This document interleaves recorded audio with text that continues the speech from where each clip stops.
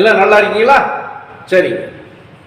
ஒருத்தருங்க கடை வச்சிருக்காருங்க, சின்ன கடை, நியூஸ் பேப்பரில் விற்பாங்க செய்தித்தாள். அந்த கடைக்கு நம்ம நண்பர் ஒருத்தர் போய் டெய்லி பேப்பர் வாங்கிட்டு வருங்க. காலையில் போய் காசை கொடுத்தா என்ன பேப்பர் கேட்குறோமோ அந்த பேப்பரை அவர் கொடுத்துருவாருங்க. கொடுத்துட்டு மீத சில்லறை இருக்குல்ல, சில்லறையை வந்து தப்பி தவறி கூட இவர் கையில் கொடுக்க மாட்டார். பக்கத்தில் வந்து ஒரு பலகை இருக்கு, அந்த பலகையில் மீத காசை வைப்பார். இவர் எடுத்துகிட்டு வந்துடணும். ஒரு நாள் 2 நாளுங்க டெய்லி பார்க்குறாரு. டெய்லி இதே மாதிரி தான் கையில் வந்து மீதி சில்லறையை அவர் கொடுக்கறதே இல்லை. அந்த பலகை மேலே வைப்பார்.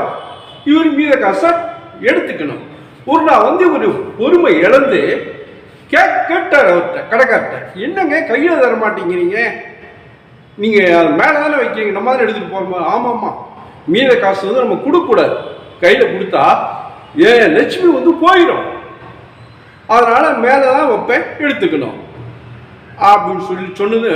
அப்புறம் தான் இவருக்கே புரியுதுங்க, ஆஹா வேற ஒருத்தருங்க, அவருக்கு வந்து ஒரு நம்பிக்கையான நம்பர், அந்த பேரோட கூட்டு நம்பர் வந்து வச்சு போடுவாங்கல்ல, அப்படி போட்டால் அவருக்கு வந்து 7ஆம் நம்பர் வருதுங்க. அந்த 7ஆம் நம்பர் மேலே அவருக்கு ரொம்ப நம்பிக்கை. அதனால அவர் குடியிருக்கிற வீட்டு நம்பரும் 7ங்க.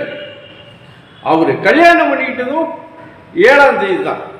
இந்த மாதிரி எதுவாக இருந்தாலும் அவர் அந்த 7 வர்ற மாதிரி பார்த்துக்குவாருங்க.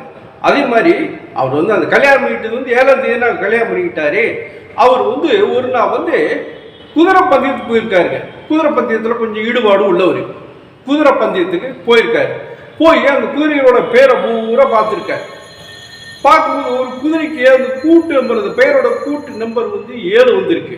இதுதான் நம்ம குதிரை, இதில் வந்து நம்ம பணம் கட்டணும்னா கண்டிப்பாக நம்மளுக்கு கிடைச்சிடும் அப்படின்னு என்ன பண்ணுறாரு, அதில் வந்து பணம் கட்டுறாரு.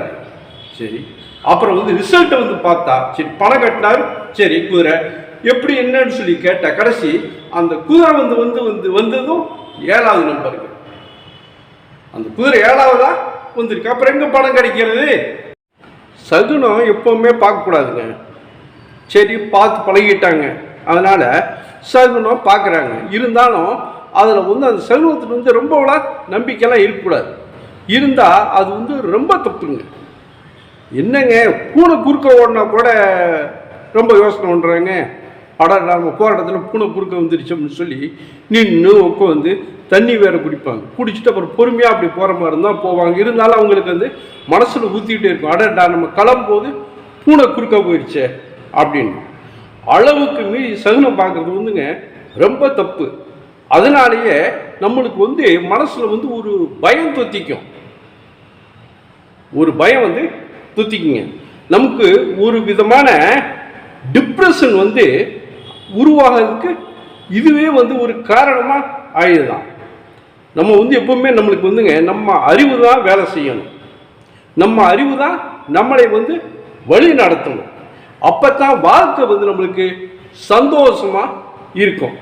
சகனத்தை வந்து ரொம்ப தூரம்லாம் நீங்கள் நம்பாதீங்க, அதை வந்து தேவையில்லாது. நம்ம அறிவு தான் நம்மளை வந்து வழி நடத்துமே தவிர, அப்போ தான் வந்து நம்மளுக்கு வாழ்க்கை வந்து சிறப்பாக இருக்கும்.